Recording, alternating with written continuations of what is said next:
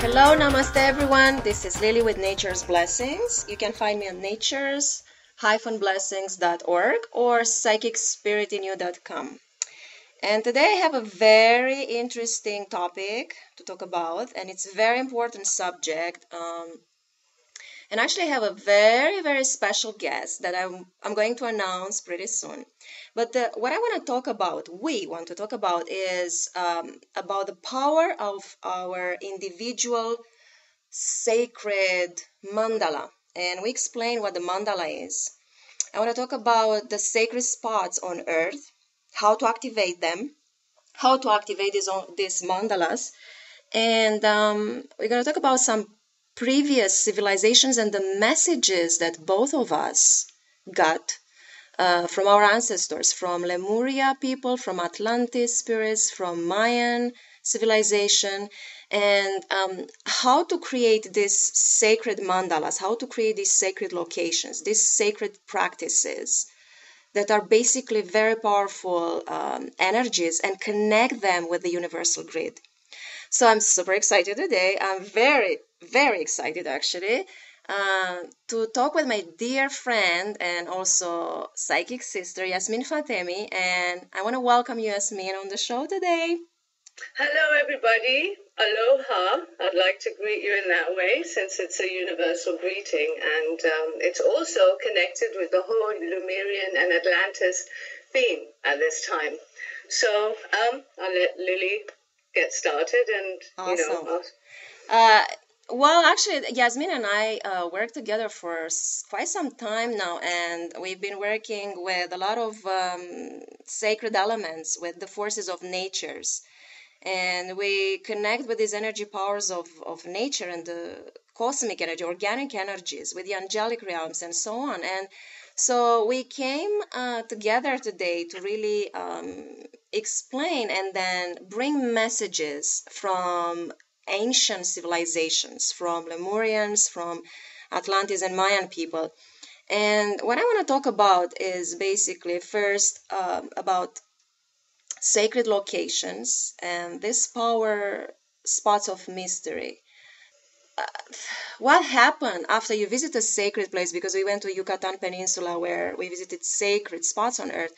What happened after you visit this kind of location? Your entire life changes, and you've been awakened, and you've been empowered, you've been activated to new energies, and always remind us to connect with the spirit, with the divine. So we came from this location, and then I was like pretty intrigued. So I talked to Yasmine and I said, Yasmine, we gotta do some work together. And so we did, and we were basically like, it was mind blowing, the energy that we come up with the messages that we came up with.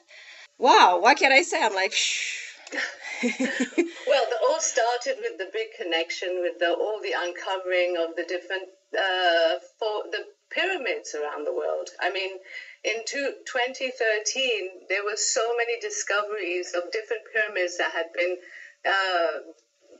covered by the ground or by the sea or in different spots of the world that they weren't even aware of. I think there was one in Bosnia, one in Alaska, and then the one which you're going to talk about, Lily. But there's also in Indonesia, in West Java, there was a discovery of a pyramid over there.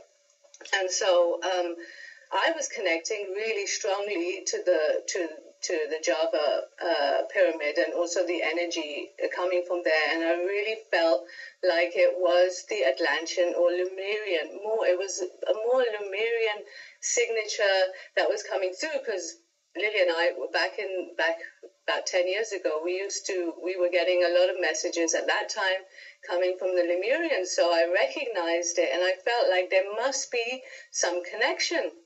So I was getting all these different messages, and I started getting that the pyramids, that's just one way they would make use of these sacred, powerful spots on the earth. And these powerful spots on the earth, they come about because of the ley lines and the different grid formation around the earth, right? And so in certain spots, there's a very strong very strong energy, and some of these pyramids, they're not activated, they're dormant because our ancestors knew how to work with them, but then this knowledge and these practices were all lost afterwards, after the change of the yugas. And when I say yuga is a cycle that it measures the universe and the galaxies, how the duration of its cycle around the central sun, which is actually the reverse of our sun in our solar system. It is an invisible sun, and it's the sun that all the universes circulate around, revolve around. So we're now in the Kali Yuga, and where the energies, and they also affect time, space, and mind, because these three are synonymous. And so each yuga brings in a different energy of consciousness. So the Kali Yuga was the energy of very dense energy. It was also the energy of suffering and the karma and getting into these cycles again. And so we had to go through it. It was the lowest, I guess the lowest point we had to go through is the Kali Yuga, where that pretty much we have to go through the cycle of suffering. So we are in Kali Yuga right now. We are in Kali Yuga right now, right? That's right. Yeah, we're coming to the end of the Kali Yuga, and it's so we are slowly moving towards how you call it, Satya. Satyuga. Exactly. Satyuga. Okay. So the beauty of this is that, you know, our ancestors, I like to call them ancestors, they use sacred geometries. They use pyramids, like you talk about these pyramids, because they have power. And then the pyramids were actually connecting with the divine, with the source. And they were doing a lot of ceremonies within the pyramids. And we have, I mean, there is so much information on the power of the pyramid and how to harness that power. But also what I noticed when we visited this the sacred places in Mexico, we noticed that there were some other type of like mandalas. And what mandalas are, picture the circular image. Just picture this. But they were everywhere, made out of stones. And, you know, the spirit told me this. I mean, the spirit likes to call them labyrinths.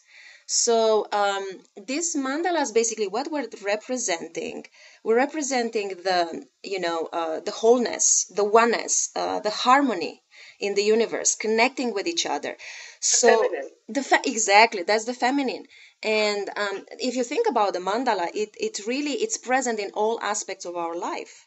The Nautilus, the golden mean is actually another type of mandala. The labyrinth is another type of. You work with the sacred flower of life. We work with that, so that's another mandala. So basically, what the mandala is brought into the world right now, into our awareness, is to really bring and activate that feminine energy of harmony and wholeness that is basically kind of like missing right now. I mean, it's still there. A lot of people work with it, but we need to really activate it, and not only on our own mandalas. I like to call it like our spiritual practice. Just picture this, a spiritual practice translated into a mandala, or, you know, meaning a mandala. Not only activate individual ones, but consciously connecting with each other's mandala. So basically we grid them. We connect with the grid, with the universal grid. So well, that was sorry to cut in, but that was really the whole message of it, is about the interconnection. If you just picture your own heart chakra as a transcendent mandala, because when you connect mind with the heart and you send out energy, that is what's coming from you. And in the same way as when you play sound and you put a magnetic powder and you play the sound, you'll see it makes beautiful mandalas, and they're all sacred geometrical shapes. And the higher vibrational the tones are, the more intricate and more beautiful and more complex they become. And we're the same. So the more we develop ourselves, the more intricate and complex this energy, the more fine-tuned we become. And this is exactly what's happening. We're fine-tuning ourselves, and we have to, the whole message was the interconnecting. We have to start working together. That was the whole key. We have to, because when we all work together that way, it doesn't matter at what level of development you are, because when one idea comes, it starts to spread the whole circle. It's like a circle, when you start working together. So that everybody in that circle starts to be uplifted and on the same page. So it doesn't even take long. And this is how we keep dynamically putting it into works and practice, that we're actually interacting with our grids. Our grids are interacting with each other and also with the universal natural grids in the earth, and not only in the earth, but as above, so below. And this goes out and extends out to our star families and the stars and the planets and however, and the galaxies and the universes.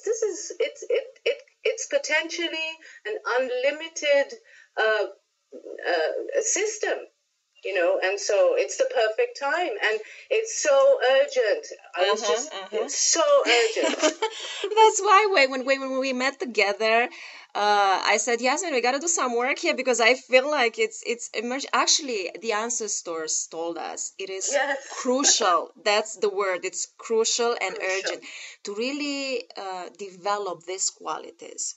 Not only develop, but like you, Yasmin, said, we have to connect with each other, and we have to connect with the earth. Because the thing is, like, we become these sacred spots. It's not just there are only a few sacred spots on the earth, but they're everywhere. And then we become the sacred locations. We become the sacred sites. Exactly. And then because the thing is, like, when we visit these sites, we rediscover the medicine of the earth. And then when we discover it, we work with it, we share it, like the two of us did, but then we share it with the world, not just with the two of us.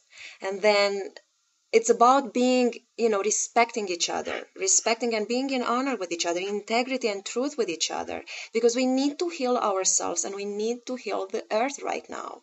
I mean, I don't even want to go into what's going on in the world right now, because it's completely insane.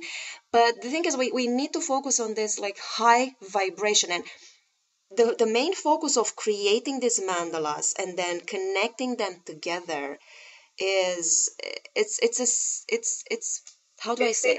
It's the action of it. The action it's the putting it into action. It's like, enough talk. You know what to do. Go and do it with your hands and with your feet and with your mind and with your heart, because we have all the elements within us.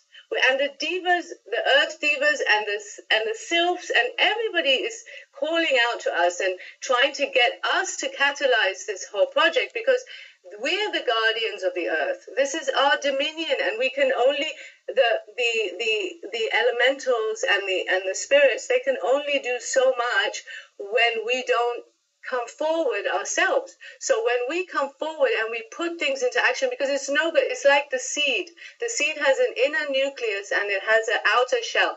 And if you imagine, it's an analogy for knowledge and practice. Knowledge without practice is no good, and practice without knowledge and awareness is no good. So it's the same. If you plant the seed without the shell, it's not going to grow. If you plant the shell without the nucleus, it doesn't even know what to do. So we need to put these things together.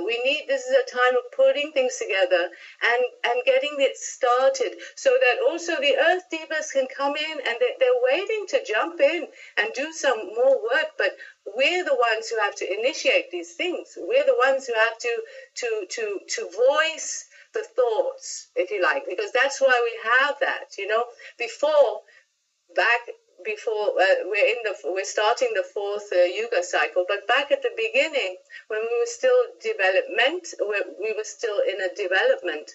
We had tones. Each of us had a basic body tone that was sort of individual to us, and then we were given speech. So now we're given speech. We no longer have this tone that's obvious, that that it's clear to everybody, but it's there. But we're given speech, so we have to manifest the thoughts, we have to manifest it from the unseen world and bring it in and ground it in to the earthly world by seeds. And that's how you plant a seed. You don't think about planting a seed. You go out and you put it into the soil and you plant it. And it's the same thing with the grids. So basically, what happened with the Atlantis and Lemuria, spiritual practice was the oneness, the consciousness, the law of one. And what happened, they suffered like Atlantis. They suffered the downfall because what happened, the ego became the main ruler. They lost connection with the spirit. That's what it was. And they lost connection with the earth. They lost connection with the elements. They start to become greedy. They start to become materialistic. So this is what's happening in the world right now. And that's with why... the left brain, sorry. Yeah, we've lost the connection of the right brain. That's the problem. They sent us the message that told, they were telling us that it was that, do not repeat the same mistake again. Just go with the law of oneness, build this thing. So basically what they told us, to build this, to create these pyramids, to create these mandalas and work together, connect them together. And Yasmine has her own mandala. She uses powerful stones. I have my own mandalas. I have used a lot of organs. And we can talk a little bit what's the purpose and why do we need to do this, but also we want to give some guidelines on how to create your own mandala and then connect it together. So we already have the sacred geometry. We talk about that, Yasmine. Is there anything that we want to talk before we go into why we are creating them and then the guidelines?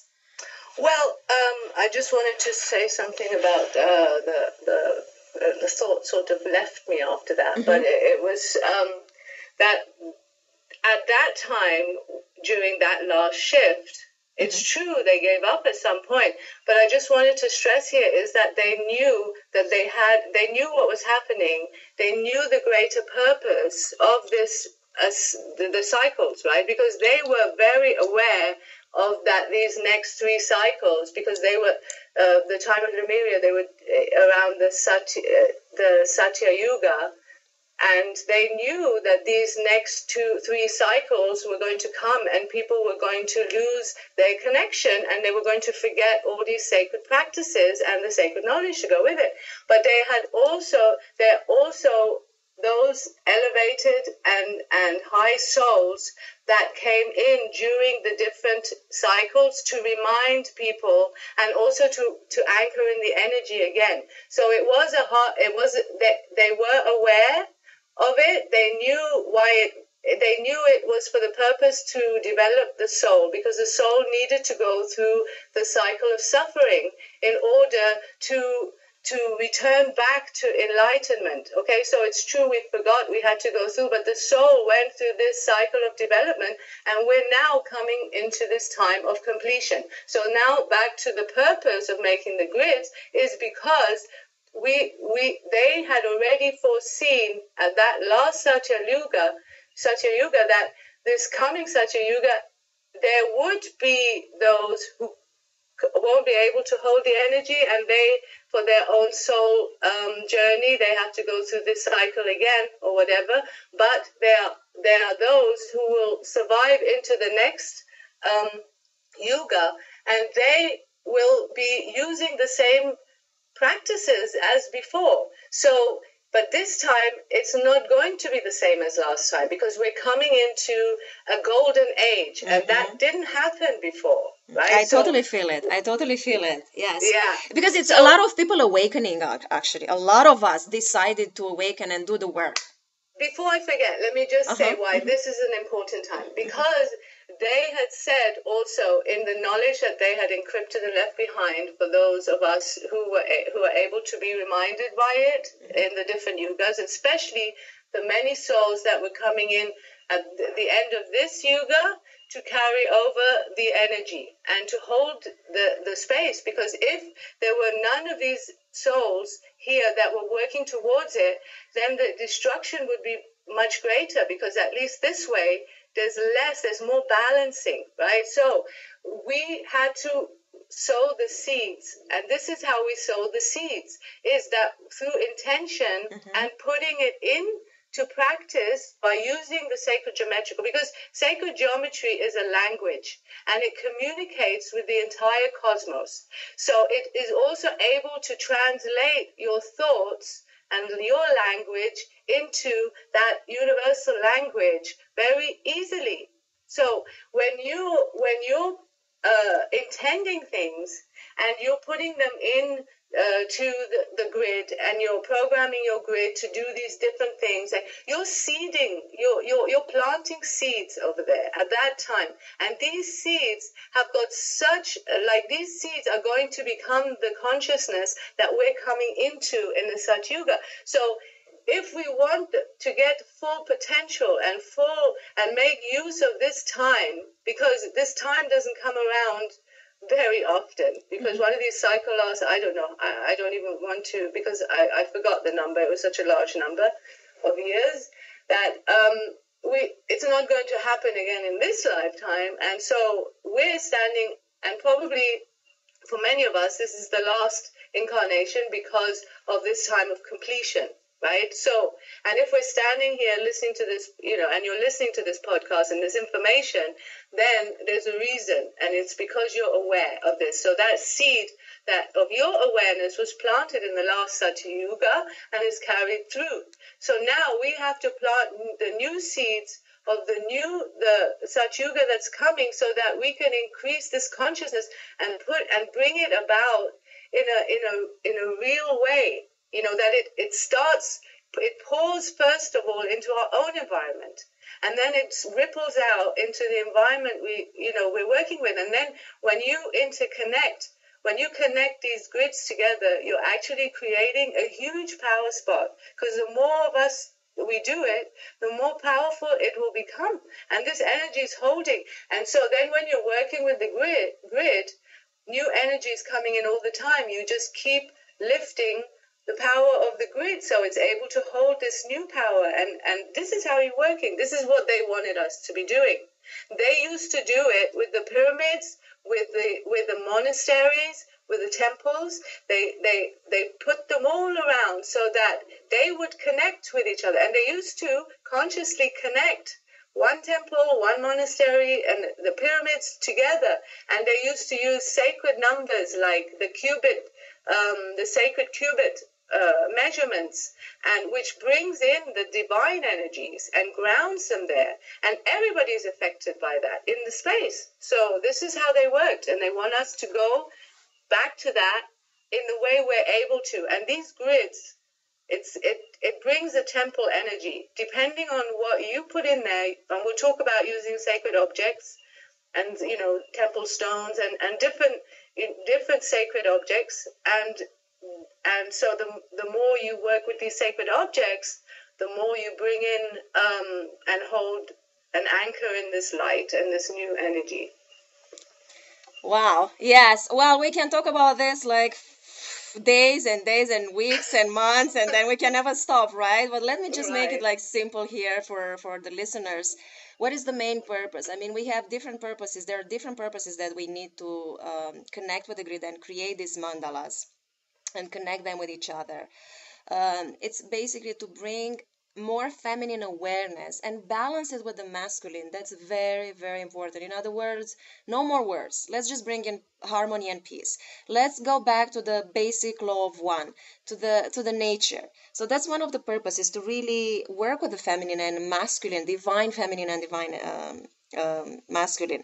Another purpose is to connect, and as you said, to really raise the vibrations of the planet, to really amplify the energies by, like you said, I mean, with the easier the transition will be. Exactly, if we do that, exactly. The easier it's going to be. That's just as simple as that, We do the work now, and we don't have to suffer. Yeah, exactly. And then we need to really, because we're talking about, Yasmine and I were talking about, okay, we are aware, we are activated. How in the world are we going to, help other people to with awareness to become aware? And we said, you know what, that's exactly what it is. We are doing the work. We're creating the mandalas, and then we're connecting with the grid. So that's another purpose. That's another reason to do that, to help spread awareness and awaken other people. Hell, we cannot force people. But we can, by doing the work, we can help, so other people can become aware. I just wanted to say it is completely and has to be a free will operation. Exactly. Otherwise, it's useless. It's Yes. just like this scenario of, Yes. knowledge without the practice, or the practice without the awareness. You know, if you're doing something abstract and you don't know what you're doing, how is it beneficial, right? It's only beneficial if you're doing it with awareness. And that's what we're working at doing. And that's what we're all here to tap into our own shamanic powers. You know, we're all alchemists, and we can all do this. It has to be part of your life. It has to be something you do, you're woven in, because that's what also the Lemurians did. They interwove things.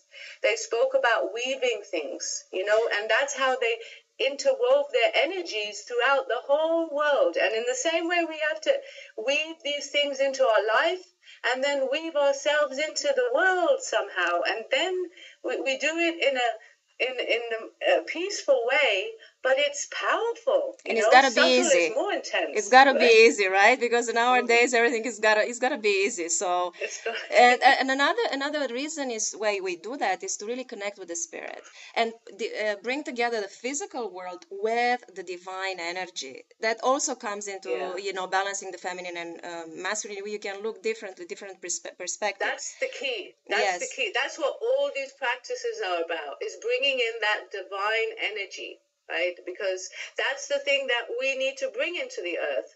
We have all these earthly energies, and it's a lot of energy, and we have to give it form.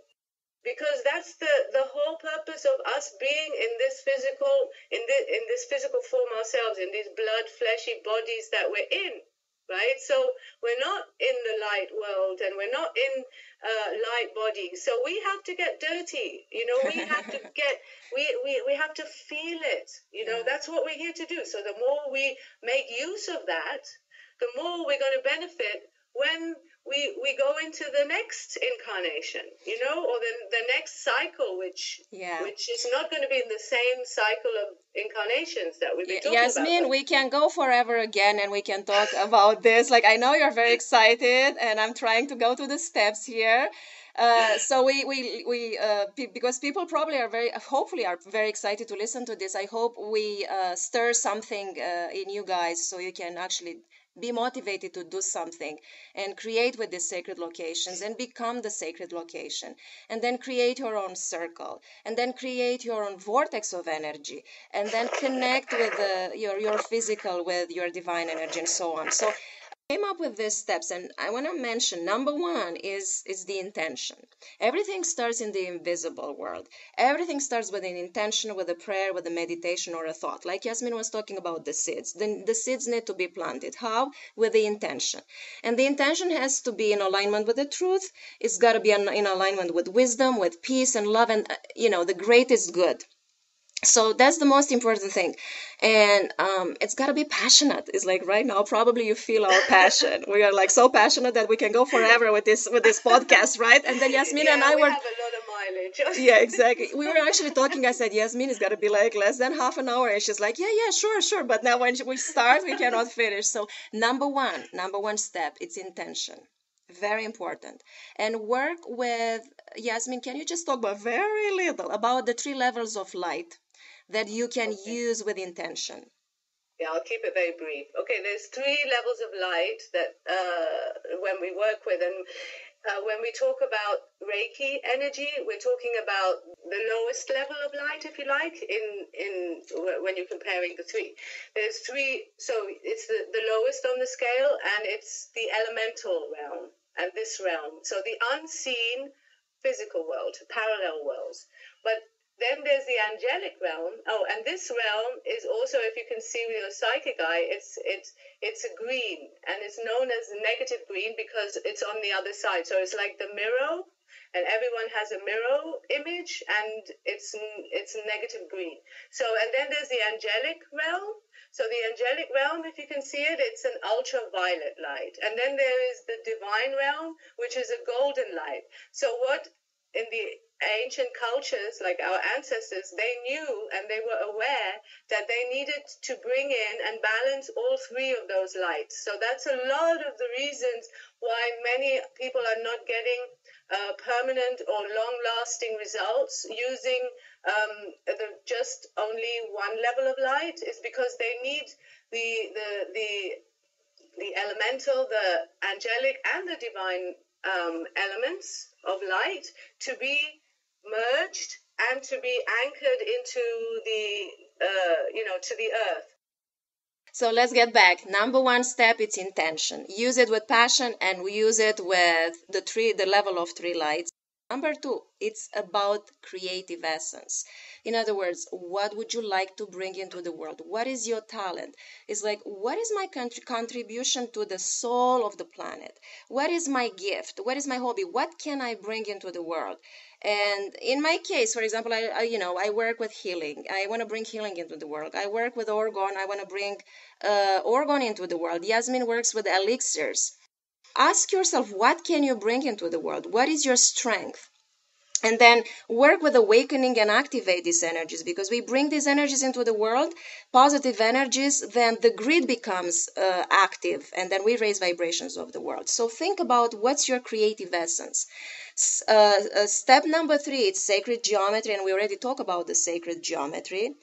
And sacred geometries work with the flower of light, work with Merkaba, with the pyramids, with the mandala, with the circle, whatever sacred geometry you're attracted to. Number four, it's use sacred objects. Sacred objects like symbols that reminds of your own sacredness, of your own divine seed, or your own divine essence. Yasmine and I gather so many sacred objects. God knows how many we have, right? For many years, and we've been collecting. Instead of collecting shoes and makeup and fashionable clothing, we really collected this like sacred objects, because the energy behind it's just so amazing. And when you get attuned to this energy, and a new level, a new life actually opens up for us, new portals of energies. Sacred objects like gemstones and crystals, Lemurian crystals. We've been actually working with Lemurian crystals, and we got so much information from the Lemurian crystals. Different objects of different like realms, but the higher vibrational realms. For example, angels, fairies. What else, Yasmine? Dragons, dolphins, whales. Whales are the peacekeeper of this planet. And especially because the mythical creatures, they were all around. It was only because of the cycle change we lost. They stayed behind the veil into the parallel realms, but they're very real. We need to maintain this very high vibration. For example, if you have a drum, sacred instrument, anything like a native drum, that can become a mandala, like 6 drums together, imagine, and 1 in the middle, 7. It creates a very powerful mandala, and then brings the native drum sound into the world. Or another one, let me give another example, like sacred feathers. Any kind of like shamanic objects, anything that really connects with that energy, and then Tibetan singing bowls. And that's okay, that's another beautiful. So you got it. So again, number 4, it's sacred objects. Step number 5 is actually doing the work. So it's actually the individual work. So step number 5, doing the work. And the beauty of this is that you don't need to do a lot of work. You just take the objects together, put them together. Basically, this is the actual work. Step number 6 is how to connect with the grid. And it's very simple. Via your intention. Telepathically. Super simple. That's it. We're gonna post some pictures on the internet, and then so we can connect with each other. Probably if you watch a video, there are going to be some links underneath that. And then post our own pictures so you can connect with them. And post your own pictures. We're going to probably have a Facebook group so you can post your own pictures and connect with each other. And spread the word. Just spread the word, because this is what's supposed to happen. Connection with the grid in a very conscious way. In a very conscious and humble way, too. The grid's a very humble way of changing the world. They're very, you can, and they're unlimited. You can do, your imagination you'll just get ideas from when you start anyway. So you'll know what to do. So let me just repeat the steps again one more time before we take off. So number 1 is intention, prayer, meditation, thought. Number 2, it's your creative essence. What's your gift? What is your talent? What would you like to bring into the world? Number 3, it's sacred geometry. We talked about sacred geometry. Number 4, sacred objects. Everywhere. You can find them. They're everywhere in nature. Number 5, act upon your knowledge. Actually, you do the work. Number 6, connection with the grid via intention. So basically, this is what it is, and we need to be reminded, and the grid is actually reminding us subconsciously of our own consciousness and working with energies. This is the master key in our spiritual evolution, working with energies, and that's what we do. So Yasmine, thank you for coming to this show. Thank you for having me. If people want to find you, where they can find you? Well, there is my Elixir website, and if you have any questions even about the stones, because I'm going to put some pictures up of the grid, but there's special temple stones, but you can find me at either the Cosmic Elixir .blogspot.com, and there's also a .com. It's phytostemcells.com. Beautiful. Thank you, Yasmine. And thank you so much for being part of this, I call it very interesting podcast. I hope you guys enjoy it. And there will be some links underneath this podcast, or if you're watching a YouTube video, there will be some links under the video. So check them out, where you can post your pictures of your own sacred mandala so we can connect it with the entire grid. I hope you got motivated to start your own unique sacred project and to really connect with the universal sacred project. Remember, we are planting the seeds here, the seeds of activation. We are spreading awareness, and not only by praying and by setting intentions or meditating, but by actually taking action. This is what we need. We need to combine both intention and action. Hope you enjoy it. And again, this is Lilly with Nature's Blessings. You can find me at natures-blessings.org or psychicspiritualnew.com. So wishing you peace, wishing you blessings, wishing you awareness. Namaste.